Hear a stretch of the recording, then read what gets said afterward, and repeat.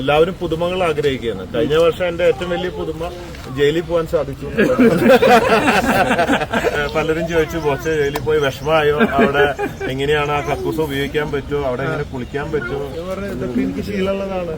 ഞാൻ ധ്യാന കേന്ദ്രങ്ങൾ പല സ്ഥലത്തൊക്കെ പോയിട്ട് 1-2 ആഴ്ച നിന്ന് ആയിരക്കണക്കിന് പേർക്ക് ഭക്ഷണം വിളമ്പി AC ഒന്നും ഇല്ലാതെ അവിടെ സെർവ് ചെയ്യണവരുടെ കൂടെ സാധാരണ കിടന്ന് ഒക്കെ ശീലമുണ്ട്. അപ്പൊ നമ്മള് 5 സ്റ്റാറിലും ജീവിക്കും, ലോക്കലായിട്ട് തട്ടുകടയിലും ഒക്കെ കിടക്കും. അതുകൊണ്ട് അതൊന്നും ഒരു ബുദ്ധിമുട്ടായിട്ട് തോന്നിയിട്ടുണ്ട്. ഈ പോണത് നല്ല കാര്യമാണെന്ന് ഒരിക്കലും ഞാൻ പറയില്ല. പിന്നെ ആൾക്കാർ ചോദിച്ചു എന്താ വിഷമമായോ സങ്കടമായോ എന്നൊക്കെയുള്ള ചോദ്യങ്ങളുണ്ട്. ഞാൻ പറഞ്ഞു വിഷമില്ല. കാരണം എന്താന്ന് വെച്ചാല് അതൊരു അറിവുള്ളത് കൊണ്ടാണ് നമുക്ക് വിഷമില്ല.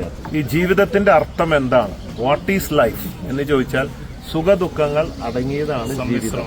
കയറ്റം ഇറക്കം കയറ്റം, എല്ലാ ദിവസവും സുഖം ഉണ്ടാവില്ലല്ലോ. പക്ഷെ മനുഷ്യർക്ക് അറിവില്ലാത്തത് കൊണ്ട് ഞാൻ ആഗ്രഹിച്ചതൊക്കെ നടക്കണം, സമയത്ത് നടക്കണം, എനിക്ക് രോഗം വരരുത്, എന്നെ വണ്ടി ഇടിക്കരുത്, കഷ്ടപ്പാട് വരരുത്, ഇങ്ങനെയുള്ള ആഗ്രഹങ്ങളാണ് മനുഷ്യർക്കുള്ളത്.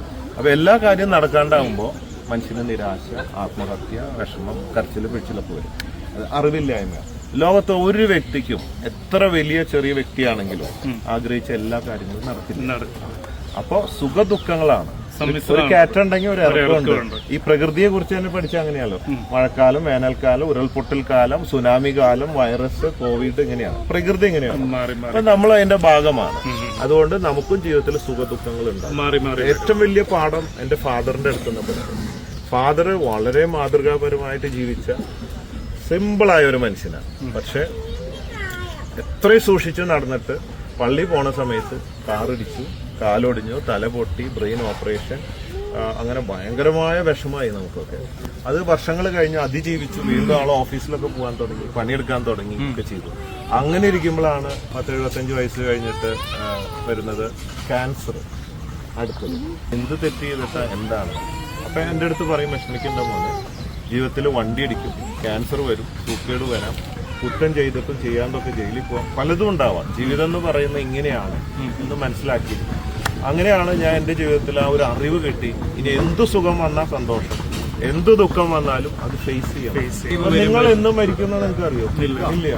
അപ്പൊ നമ്മളെ ജനനം, മരണം, ഇതിനിടയിൽ ആരെ കാണും, എപ്പോ കാണും, എന്താണ്, ഇതൊന്നും നമുക്ക് അറിയില്ല.